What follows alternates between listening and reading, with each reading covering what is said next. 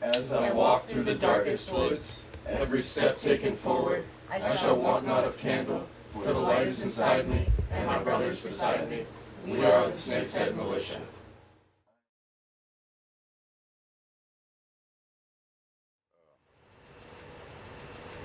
The militia got started about 8 years ago in high school. In all honesty, as a eco-terrorist organization of sorts, not to mention a preparedness-oriented one, but over its history, that mission has shifted. Towards more so towards legal things. We've hovered around a half dozen members for the entire time, several of which are still continuously active. As the people move in and out of town, we, lose and gain people. Well, we try and get out at least every weekend to go train and go be ready, go make sure that we're prepared. A lot of the times we'll go camping in the woods, so go and experiment with different survival tactics. And a lot of the times we'll end up doing meetings. Normally, once every other week, we'll just get together and discuss activities that went on and what we've all accomplished and how the world is changing. At ease. Can we have the historian's recap from the last meeting forward? Since our last meeting, at which I am Mr. A member of the militia, and I am the militia historian. I keep track of the different activities and events we do, and try and keep track of the basics of people's gear, and yep, that's my role in the militia. That's my particular role.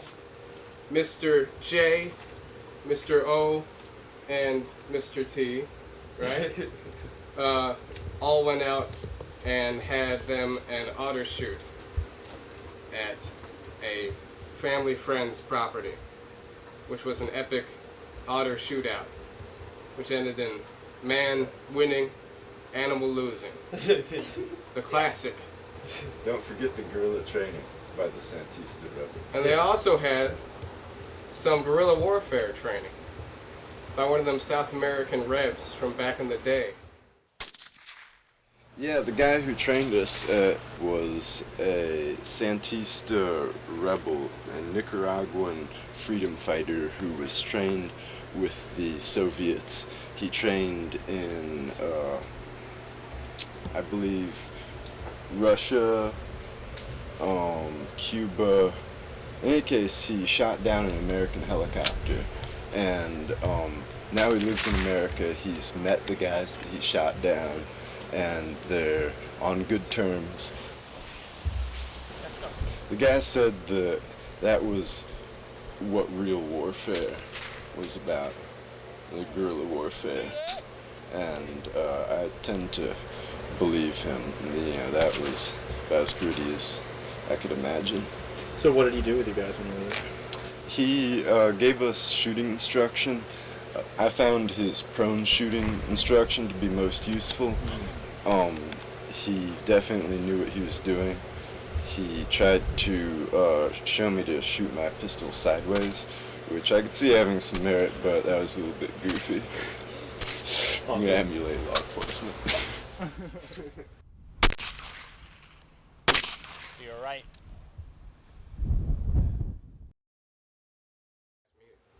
And Commander got his raft out on the water successfully. I look forward to having a float and drink sometime. Yeah. Should be good.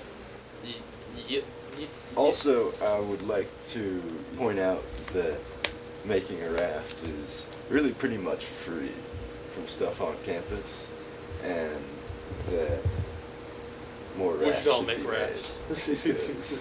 So, I can help anybody with the raft they want to build. Yeah.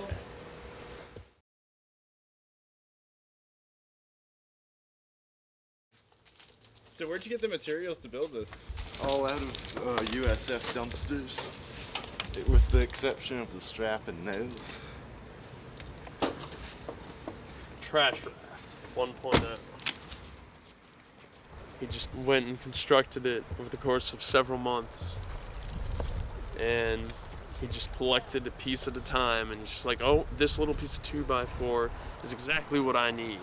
And it's just sitting in the trash for anybody to take because they don't want it anymore. And all those things were just chemical containers that we cleaned out, and I just slowly but surely watched him construct this huge, awesome raft.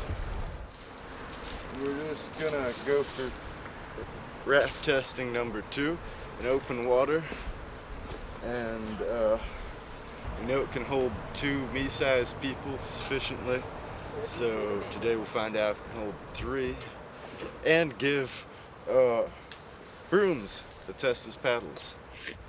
So. Oh, don't worry about me.